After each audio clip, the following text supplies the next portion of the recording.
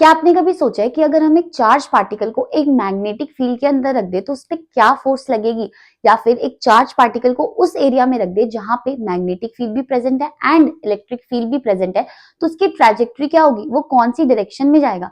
तो एग्जैक्टली आज हम यही पढ़ने वाले हैं एंड मैं आपको यही पढ़ाने वाली हूँ आज की क्लास में। So hi everyone, welcome to back benchers physics. मेरा नाम है शिवांगी एंड आज है मूविंग चार्जेस एंड मैग्नेटिज्म का पार्ट नंबर 3। इससे पहले मैंने पार्ट 1 एंड पार्ट 2 में बहुत सारे इंपॉर्टेंट टॉपिक्स आप और डेरिवेशंस एंड डेफिनेशंस कवर करा दिए हैं, तो अगर आपने वो वीडियो नहीं देखी है तो प्लीज जाके देख लेना। एंड आज की वीडियो के नोट्स आपको डिस्क्रिप्शन में मिल जाएंगे, तो नोट्स बनाने की जरूरत नहीं है, बट येस जो भी मैं डेरिवेशंस कराऊंगी उसको आप साथ के साथ लिख लो ताकि आपकी रिविजन होती रहे, है ना। एंड आज की क्लास में हम पूरा चैप्टर कंप्लीट कर देंगे। हम मूविंग कॉइल गैल्वेनोमीटर पढ़ेंगे, उसको कैसे एमीटर में वोल्ट मीटर में कन्वर्ट करते हैं, बहुत सारे टॉपिक्स देखेंगे एंड बहुत इंपॉर्टेंट डेरिवेशंस करेंगे। सो वीडियो को एंड तक जरूर देखना। एंड अगर आपने चैनल सब्सक्राइब नहीं किया है तो सबसे पहले चैनल सब्सक्राइब कर दो एंड वीडियो को लाइक कर दो एंड अपने फ्रेंड्स के साथ शेयर जरूर करना। So let's start the chapter.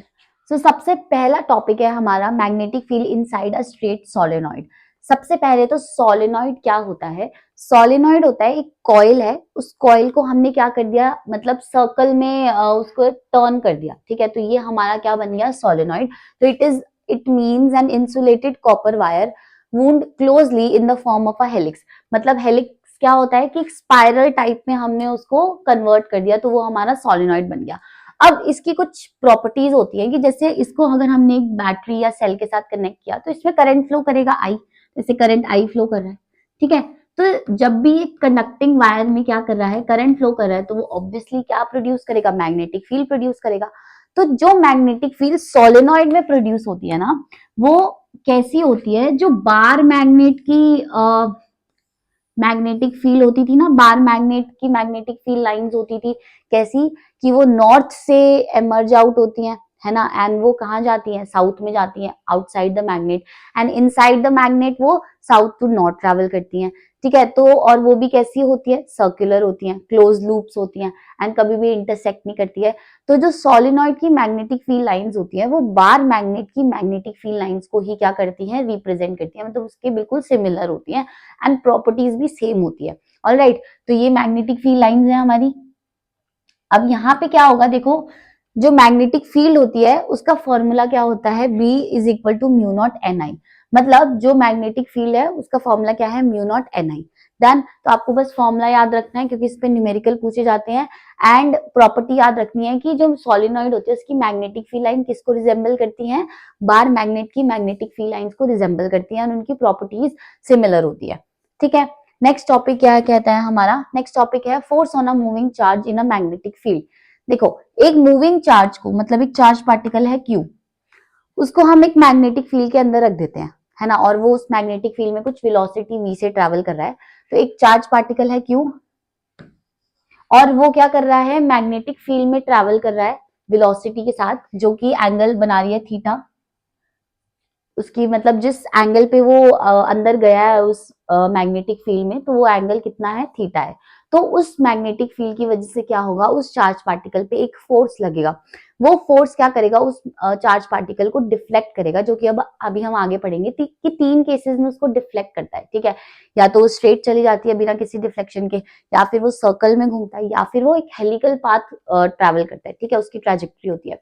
तो सबसे पहले तो उस फोर्स का फॉर्मूला क्या होता है, उस फोर्स का फॉर्मूला होता है F vector is equal to Q V cross B, ठीक है। V और B जब भी क्रॉस प्रोडक्ट होता है दो वेक्टर्स के बीच में, तो हमारी फोर्स क्या होती है, F is equal to Q V B sine theta, ठीक है। तो ये फोर्स का फॉर्मूला अभी हम आगे बहुत ज्यादा यूज करने वाले हैं। एंड मैग्नेटिक फील्ड की डायरेक्शन कैसी भी हो सकती है, वो आउट ऑफ द पेज भी हो सकती है और इनटू द पेज भी हो सकती है।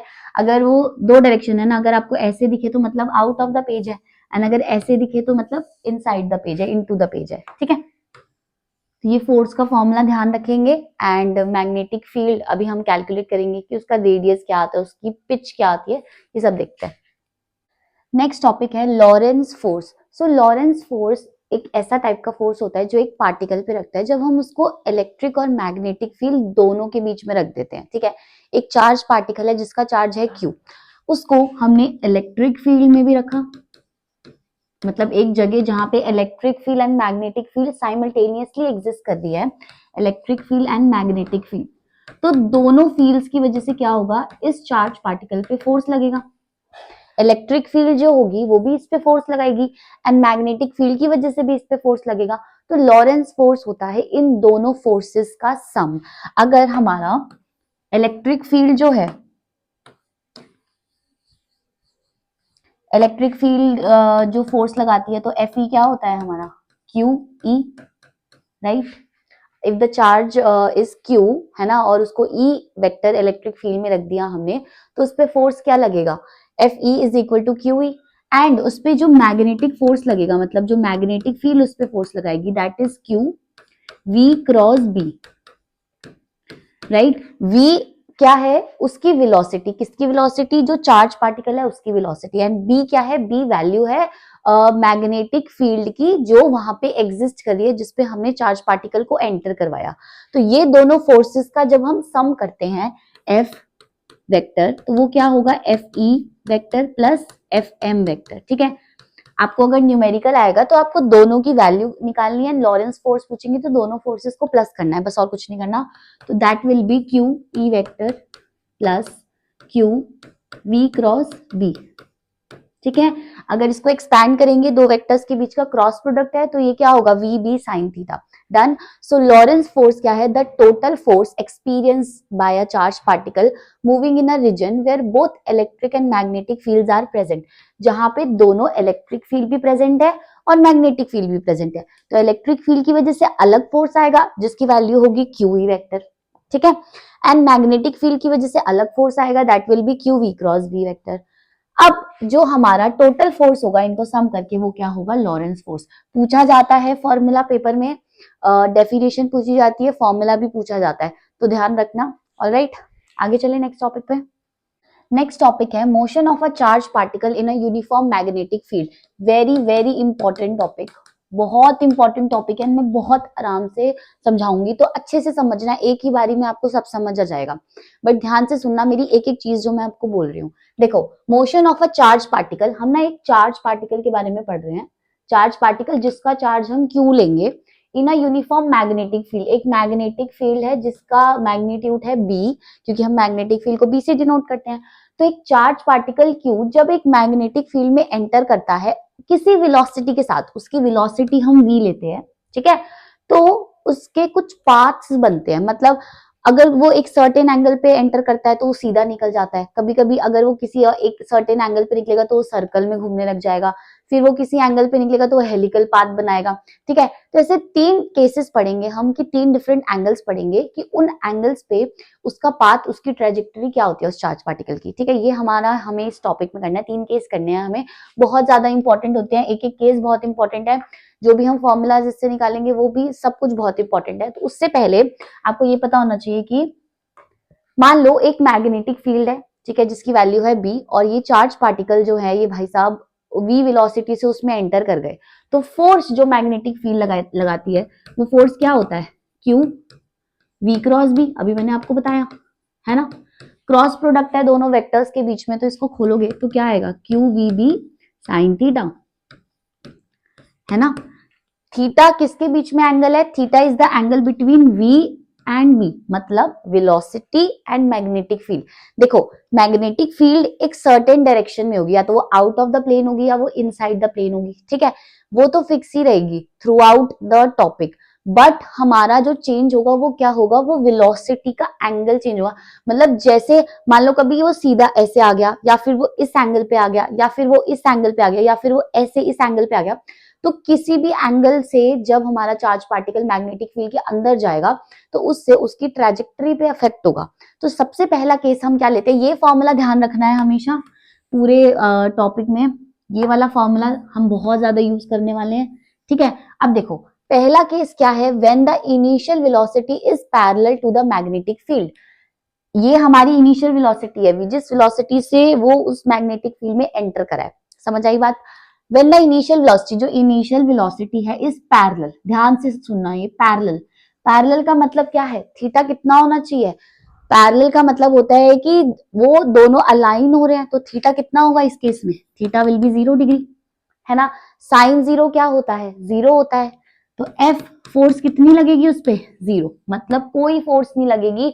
जो पार्टिकल जिस स्पीड से आया वो उसी स्पीड से वापस निकल जाएगा एंड अनडिफ्लेक्टेड, मतलब उसमें कोई डिफ्लेक्शन नहीं होगा। क्यों नहीं होगा, क्योंकि फोर्स तो क्या लग रही है, 0।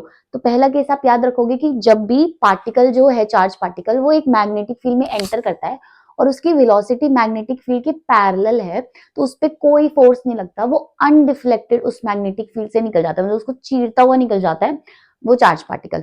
समझ आ गया केस, बहुत अच्छे से। नहीं आया तो दोबारा से देख लो इस वीडियो को, मतलब पीछे करके।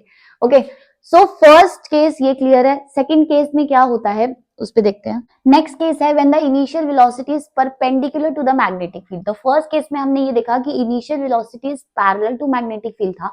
इस केस में हम देखेंगे that the initial velocity is perpendicular, मतलब जो उसकी इनिशियल वेलोसिटी थी वो मैग्नेटिक फील्ड से 90 डिग्री एंगल बना रही है, ठीक है, theta is equal to 90 degree.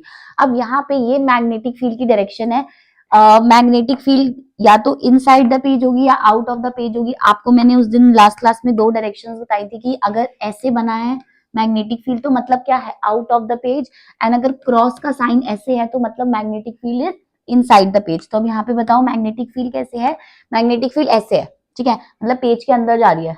Alright, अब यहाँ पे अगर चार्ज पार्टिकल ऐसे आया, देखो ये मैग्नेटिक फील्ड है तो 90 डिग्री मतलब उसको ऐसे आना पड़ेगा, है ना। जब वो ऐसे आएगा मैग्नेटिक फील्ड के अंदर तो वो कैसे घूमेगा, उसका ट्रैजेक्टरी क्या होगा, उसका ट्रैजेक्टरी होगा सर्कल। वो एक सर्कल की शेप में अपना पाथ कवर करेगा। वेरी गुड, ऐसे करके, ठीक है। तो अगर वो सर्कल में घूम रहा है तो उसका टैंजेंट जो है वो वेलोसिटी देगा, ठीक है, एंड आर अगर रेडियस का सर्कल वो बना रहा है, ठीक है। तो मतलब चार्ज पार्टिकल ऐसे आया, आते ही वो कैसे घूमेगा, सर्कल में घूमेगा, ठीक है। तो थीटा, पहले force F is equal to क्या लग रही थी, Q V B sine theta, अभी मैंने आपको पीछे फॉर्मूला बताया। तो इस वाले केस में थीटा कितना होगा, थीटा विल बी 90 डिग्री। क्यों, क्योंकि यहाँ पे हमने कौन सा केस ले रहे हैं, परपेंडिकुलर वाला केस। तो सबसे पहले अगर आपसे पूछे कि परपेंडिकुलर वाले केस में ट्रैजेक्टरी क्या होगी तो आप क्या बोलोगे, सर्कल। एंड अगर पिछले वाले केस में बोले पूछे कि ट्रैजेक्टरी क्या होगी, तो कोई ट्रैजेक्टरी नहीं होगी, वो जैसे आया था वो वैसे निकल जाएगा, अनडिफ्लेक्टेड जाएगा, ठीक है। तो यहाँ पे सर्कल बन गया इसका। तो फोर्स, अब साइन 90 इज 1, तो एफ फोर्स कितना हो जाएगा, क्यू वी बी, सिंपल। ये हमारी फोर्स का फॉर्मूला होगा, ठीक है। अब सर्कल में घूमने के लिए उसको एक सेंट्रीपिटल फोर्स चाहिए, है ना। सेंट्रीपिटल फोर्स क्या होता है, एफ सी, उसकी वैल्यू क्या होती है, M V square upon R. अब ये centripetal force Q V B के इक्वल होगा तभी वो क्या, सर्कल में घूमेगा, ठीक है।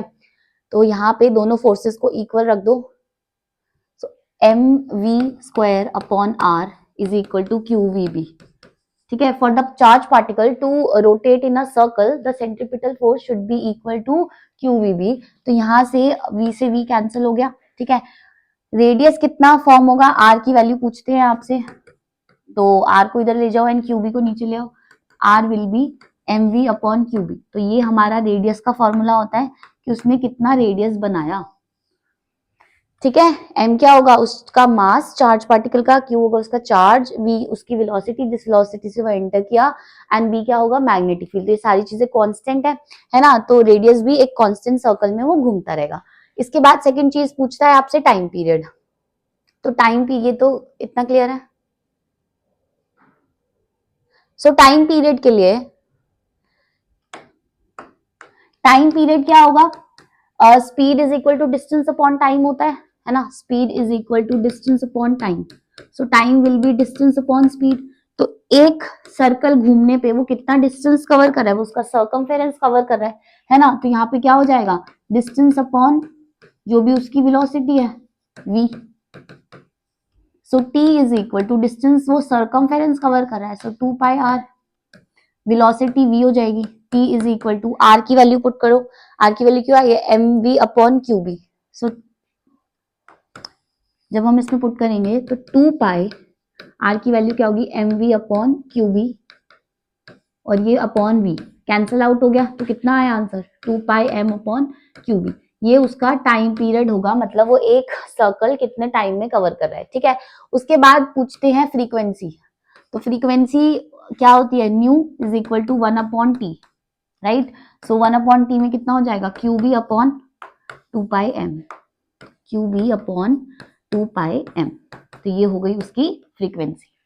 ठीक है, तो ये तीन चीजें आपसे इस केस में पूछता है। सबसे पहले उसका रेडियस पूछता है, ठीक है, उसके बाद टाइम पीरियड पूछता है, एंड देन फ्रीक्वेंसी पूछता है, और उसका क्या पूछता है, ट्रैजेक्टरी। तो ट्रैजेक्टरी क्या होगा, सर्कल होगा। समझ आई बात। नेक्स्ट जो हमारा थर्ड टॉपिक है उस पर चलते हैं। नेक्स्ट पार्ट है when the initial velocity makes arbitrary angle with the field direction. अब हमने दो केसेस पढ़ लिए। फर्स्ट केस में हमारा जो वेलोसिटी था वो पैरेलल था मैग्नेटिक फील्ड के, तो वो अनडिफ्लेक्टेड जा रहा था। सेकंड केस में जो वेलोसिटी थी वो परपेंडिकुलर थी मैग्नेटिक फील्ड के, तो वो कैसे जा रहा था, वो सर्कल पाथ में ट्रेवल कर रहा था, उसका ट्रैजेक्टरी सर्कल था। अब थर्ड केस में कोई भी आर्बिट्ररी एंगल, मतलब ना तो थीटा 0 होगा ना थीटा 90 होगा, इनके बीच का कोई भी एंगल होगा, तो उस केस में जो पार्टिकल है वो कैसा ट्रैजेक्टरी, वो कैसा पाथ कवर करता है। तो उस केस में जो when the theta is neither equal to 0 degree and nor it is equal to 90 degree, तो उस केस में थीटा आर्बिट्ररी है, कोई भी और वैल्यू है, तो उस केस में पाथ कैसा होता है, हेलिकल। ठीक है, हेलिकल पाथ इसको कहते हैं, है ना, स्पाइरल जैसा, कि मतलब आगे भी मूवमेंट हो रही है एंड वो सर्कल में भी घूम रहा है, तो ये दोनों चीज साथ में हो रही है। तो यहाँ पे देखो डायग्राम में, यहाँ पे जो वेलोसिटी है v, वो थीटा है, आर्बिट्ररी है, ठीक है, तो पाथ कैसा है उसका, हेलिकल। अब इसके दो कंपोनेंट्स आ रहे हैं, एक उसकी डायरेक्शन में है ना मैग्नेटिक फील्ड की जो v पैरेलल है, और दूसरा क्या है, v परपेंडिकुलर। तो दो कंपोनेंट्स आ रहे हैं वेलोसिटी के। सो v फर्स्ट कंपोनेंट क्या है हमारा, v पैरेलल, अरे फर्स्ट कंपोनेंट है वेलोसिटी का v पैरेलल। v पैरेलल क्या है, अब देखो v वेक्टर क्वांटिटी है ना, तो जब उसको थीटा की डायरेक्शन में उसका रेक्टेंगुलर कंपोनेंट निकालेंगे तो कौन सा कंपोनेंट आता है, v cos थीटा, है ना। अब पैरेलल जो अगर फर्स्ट केस याद करो, उस केस में जो हमारी वेलोसिटी थी वो पैरेलल थी मैग्नेटिक फील्ड के, तो कैसे जा रहा था, वो सीधा जा रहा था, है ना। तो अब जो ये सीधा जा रहा है ना, जो पार्टिकल सीधा जा रहा है, वो कौन से कंपोनेंट की वजह से जा रहा है, वो इस v पैरेलल कंपोनेंट की वजह से जा रहा है। पार्टिकल सर्कल में भी घूम रहा है एंड सीधा भी जा रहा है, तो दो वेलोसिटी के दो कंपोनेंट्स बन रहे हैं, तो एक कंपोनेंट उसको सीधा जाने में हेल्प कर रहा है एंड दूसरा कंपोनेंट उसको सर्कल में घूमने में हेल्प कर रहा है, राइट। तो जो सीधा जाने में हेल्प कर रहा है वो कौन सा कंपोनेंट होगा, वो पैरेलल कंपोनेंट होगा ना, क्योंकि फर्स्ट केस में हमने यही पढ़ा था। देखो फर्स्ट केस में यही था कि इनिशियल वेलोसिटी पैरेलल है तो फोर्स कितना है, 0, तो वो अनडिफ्लेक्टेड जा रहा है, राइट। अब जो सर्कल में घूमने में हेल्प कर रहा है, तो v cos थीटा वेलोसिटी से ही वो आगे जाएगा, राइट। अब सेकंड कंपोनेंट क्या है, v परपेंडिकुलर। v परपेंडिकुलर क्या होगा, v sin थीटा। अब v परपेंडिकुलर की वजह से वो सर्कल में घूम रहा है, क्योंकि जब वेलोसिटी परपेंडिकुलर होती है मैग्नेटिक फील्ड के, then the charge particle moves in a circle, उसका ट्रैजेक्टरी क्या होता है, सर्कल होता है। यहाँ पे अब इसमें भी क्या पूछता है, रेडियस पूछता है, टाइम पीरियड पूछता है, फ्रीक्वेंसी पूछता है, ठीक है, और एक और चीज आ जाती है, पिच पूछता है।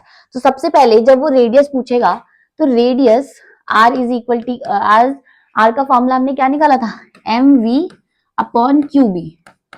बट अब यहाँ पे v नहीं आएगा, अब यहाँ पे कौन सा कंपोनेंट आएगा जो उसको सर्कल में घूमने में हेल्प कर रहा है, which is the perpendicular component. तो ये क्या हो जाएगा, M V sine theta upon Q B. तो अब जो रेडियस है उसके फॉर्मूले में थोड़ा सा चेंज होगा, ठीक है। सिमिलरली टाइम पीरियड के फॉर्मूले में भी चेंज होगा। टाइम पीरियड क्या था हमारा, टाइम पीरियड था 2 pi M upon Q B. तो इसमें तो कुछ नहीं होगा क्योंकि ये तो इंडिपेंडेंट था उससे, 2 pi M upon Q B, है ना, क्योंकि ये इंडिपेंडेंट था ना, इसलिए उसमें कोई चेंज नहीं होगा, ये वेलोसिटी पे डिपेंड ही नहीं कर रहा है। डन। अब देखो आगे, अब आएगा पिच। पिच क्या होता है बेटा, पिच होता है, देखो ये मैं लिख देती हूँ, यहाँ पे जो पाथ इसका होगा वो हेलिकल पाथ होगा, ठीक है। पिच होता है जो लीनियर डिस्टेंस ट्रैवल किया है उसने, जैसे ये देखो यहां से यहाँ एक रेवोल्यूशन पे जो उसने लीनियर डिस्टेंस जितना वो आगे बढ़ा, मतलब एक सर्कल कंप्लीट किया, फिर आगे बढ़ा, फिर सर्कल कंप्लीट किया, है ना। तो वो जो डिस्टेंस उसने ट्रैवल किया दो सर्कल्स के बीच में, वही होता है ये हमारा पिच। तो पिच बेसिकली क्या है, यहाँ पे लिखा है pitch, it is the linear distance travel. Linear distance होता है, लीनियर डिस्टेंस मतलब स्ट्रेट लाइन में जो उसने डिस्टेंस ट्रैवल किया by the charge particle in the direction of magnetic field, magnetic field की डायरेक्शन में, इज कॉल्ड पिच। तो पिच एक टाइप से डिस्टेंस है ना। तो पिच का फॉर्मूला क्या होगा, पिच इज इक्वल टू, अभी हमें पता है speed is equal to distance upon time, तो डिस्टेंस क्या होगा, स्पीड इंटू टाइम, मतलब velocity into time, velocity into time period. But यहाँ पे कौन सी वेलोसिटी आएगी, अब आप खुद ही सोच के बताओ, परपेंडिकुलर वेलोसिटी आएगी या पैरेलल, उसको आगे मूव कराने में कौन सी वेलोसिटी हेल्प करी है, परपेंडिकुलर तो उसको सर्कल में घुमाने में हेल्प करी थी ना, आगे मूव करने में उसको पैरेलल वेलोसिटी जो है वो हेल्प करी है, तो यहाँ क्या आएगा, V parallel. And V parallel क्या था, वी पैरेलल था वी कॉस थीटा, और टाइम पीरियड हमने क्या निकाला अभी, 2 pi M upon Q B. तो ये पूरा का पूरा जो फॉर्मूला है ये हमारा पिच का फॉर्मूला है, समझ गए आप, 3 केसेस एंड फॉर्मूलाज जो भी हमने डिराइव करे हैं इसमें, तो तीनों केसेस समझ आ गए। सबसे पहले इनिशियल वेलोसिटी अगर जो है वो पैरेलल है तो फोर्स जीरो अनडिफ्लेक्टेड जा रहा है, सेकंड केस में अगर परपेंडिकुलर है तो वो कहाँ सर्कल में ट्रेवल कर रहा है, एंड थर्ड केस अगर आर्बिट्ररी एंगल बना रहा है तो हेलिकल पाथ कवर कर रहा है, ठीक है, स्पाइरल पाथ जिसको हम बोलते हैं।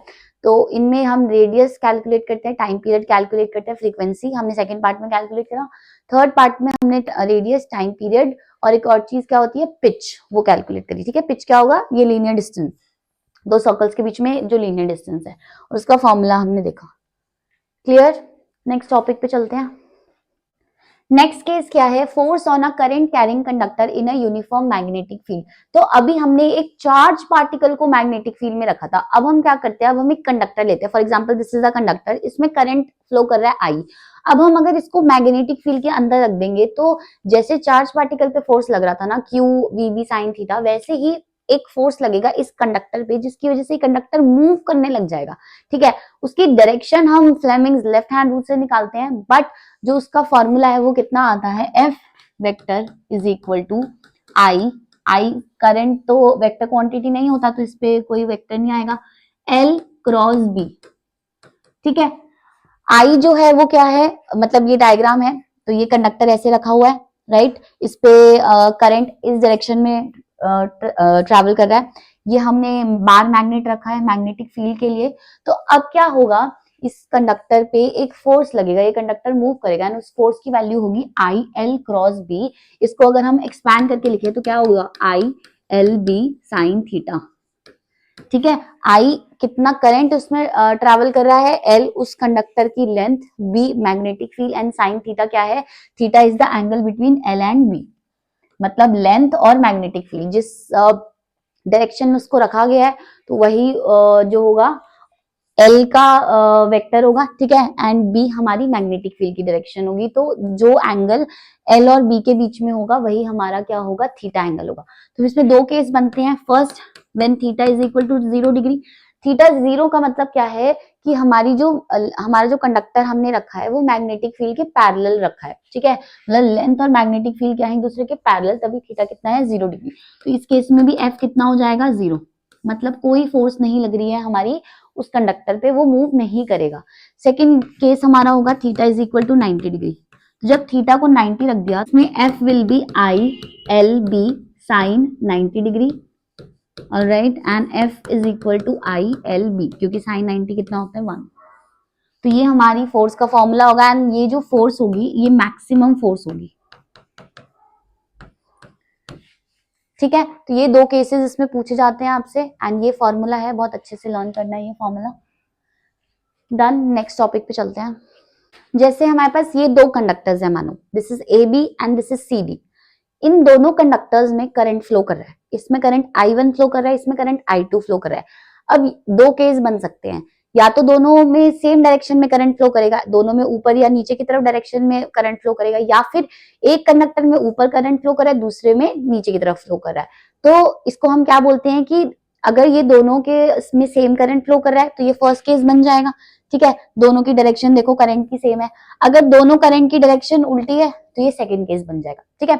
जब पैरेलल करंट्स होते हैं, मतलब दोनों की डायरेक्शन सेम होती है, तो ये अट्रैक्ट करते हैं एक दूसरे को, एंड जब इन दोनों की डायरेक्शन ऑपोजिट होते हैं तो उस केस में ये रिपेल करते हैं। अभी देखते हैं कैसे। तो सबसे पहले कोई भी केस लेने से पहले देखो, ये दो कंडक्टर्स हैं, अभी हमें क्या करना है, अब मान लो सिर्फ ये कंडक्टर था, ठीक है, जब इस कंडक्टर में सिर्फ करंट फ्लो कर रहा है तो फर्स्ट वीडियो में मैंने आपको एक डेरिवेशन कराई थी कि अगर एक इन्फिनेटली लॉन्ग चार्ज वायर है, या कंडक्टर है उसमें करंट फ्लो कर रहा है तो ये मैग्नेटिक फील्ड प्रोड्यूस करेगा, है ना, जिसकी वैल्यू क्या थी, mu naught I upon 2 pi R. तो अगर सिर्फ ये कंडक्टर हम लेते हैं, अभी इसमें करंट फ्लो कर रहा है आई, ऊपर की डायरेक्शन में या नीचे की डायरेक्शन में कहीं पे भी, तो ये कंडक्टर एक मैग्नेटिक फील्ड प्रोड्यूस करेगा जिसकी वैल्यू होगी mu naught I upon 2 pi R. अब मान लो वो मैग्नेटिक फील्ड प्रोड्यूस हो गई mu naught I upon 2 pi R, अब हमने उस मैग्नेटिक फील्ड में इस दूसरे कंडक्टर को रख दिया। तो अभी जो पिछला टॉपिक मैंने आपको पढ़ाया है कि एक मैग्नेटिक फील्ड में एक कंडक्टर को रख दिया, है ना, तो अब मैग्नेटिक फील्ड क्या करेगी, इस कंडक्टर पे फोर्स लगाएगी। तो बस यही मतलब है इस टॉपिक का कि force between two parallel current carrying conductors, कि एक कंडक्टर मैग्नेटिक फील्ड प्रोड्यूस कर रहा है एंड जो वो मैग्नेटिक फील्ड प्रोड्यूस कर रहा है उसकी वजह से इस जो दूसरा कंडक्टर है उस पे एक फोर्स लग रहा है, या फिर उल्टा भी कह सकते हैं हम कि पहले ही इस करंट की वजह से एक मैग्नेटिक फील्ड प्रोड्यूस हो रही है एंड जब उस मैग्नेटिक फील्ड में हमने इसको रखा दूसरे वाले को तो इस पे क्या लग रहा है, एक फोर्स लग रहा है। तो वही हमें कैलकुलेट करना है। तो अभी के लिए मान लेते हैं, देखो, consider two long parallel wires AB and CD carrying currents I1 and I2, दोनों में I1 एंड I2 है।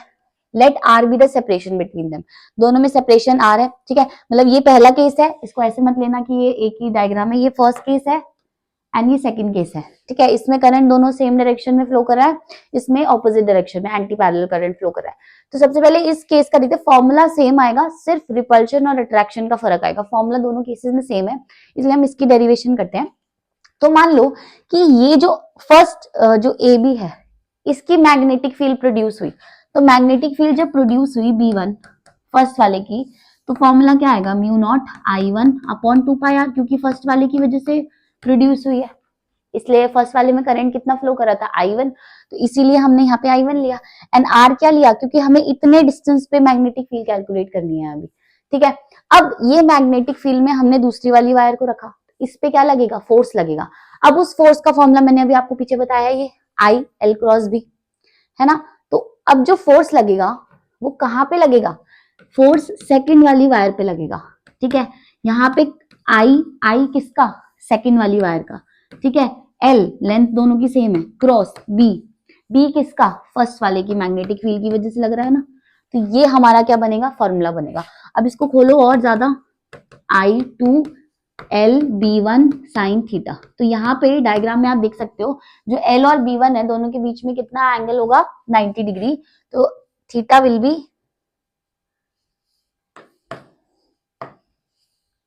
थीटा विल बी 90 डिग्री, ठीक है। सो F2 कितना हो जाएगा यहाँ से, I2 L B1 sine 90 degree will be 1। तो I2 की वैल्यू तो कुछ पुट करनी नहीं है, I2 रहेगा, L B1 क्या है, mu naught I1 upon 2 pi R, ठीक है। तो जो हमारी फोर्स आई है, ये जनरल फॉर्मूला भी लिख सकते हो आप इसका, क्योंकि इसमें I1 I2 दोनों ही प्रेजेंट है। तो जो फोर्स होगी वो कितनी होगी, mu naught L I1 I2 upon 2 pi R, ठीक है। कभी कभी आपसे फोर्स पर यूनिट लेंथ पूछ लेता है, नेक्स्ट स्लाइड में लिख देती हूँ, रुको। कभी कभी आपसे ये फोर्स पर यूनिट लेंथ पूछ लेता है, तो F अपॉन L मतलब स्मॉल f की वैल्यू पूछ लेता है, तो वो क्या हो जाएगा, mu naught I1 I2 upon 2 pi R, ठीक है। और कुछ तो था नहीं यहाँ पे।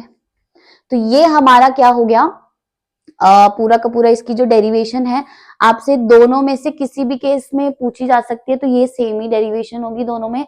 बट इसमें लिखना है कि जो पैरेलल करंट्स होते हैं, ठीक है, वो क्या करते हैं, अट्रैक्ट करते हैं, और जो एंटी पैरेलल होते हैं मतलब ऑपोजिट डायरेक्शन में, वो क्या करते हैं, रिपेल करते हैं एक दूसरे को। मतलब इन दोनों वायर्स में सेम डायरेक्शन में करंट फ्लो कर रहा है तो ये अट्रैक्ट करेंगी, एंड इन दोनों वायर्स में ऑपोजिट डायरेक्शन में करंट फ्लो कर रहा है तो ये क्या करेंगी, रिपेल करेंगी, ठीक है। तो ये जो है हमारे दोनों केसेस हैं, एंड ये हमारा फॉर्मूला बनता है।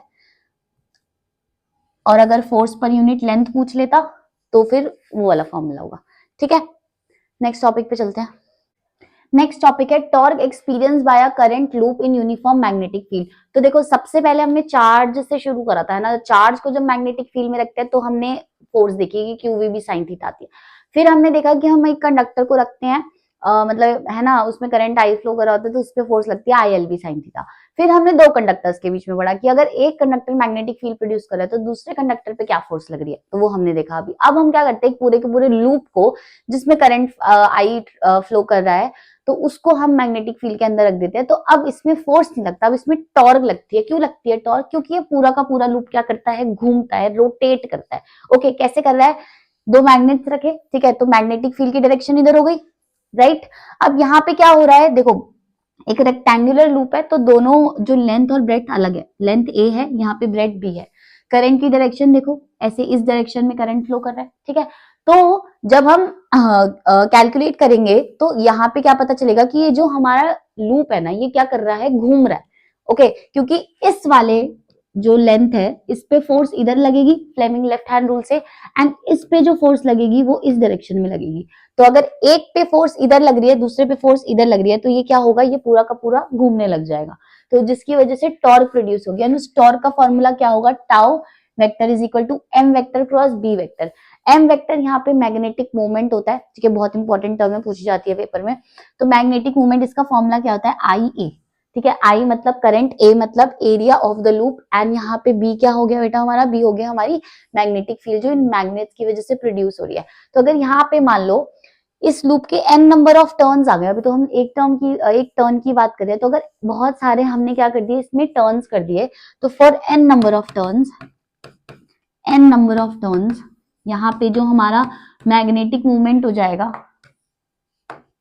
वो क्या हो जाएगा, NIA, ठीक है, निया, इसको निया भी कह सकते हैं।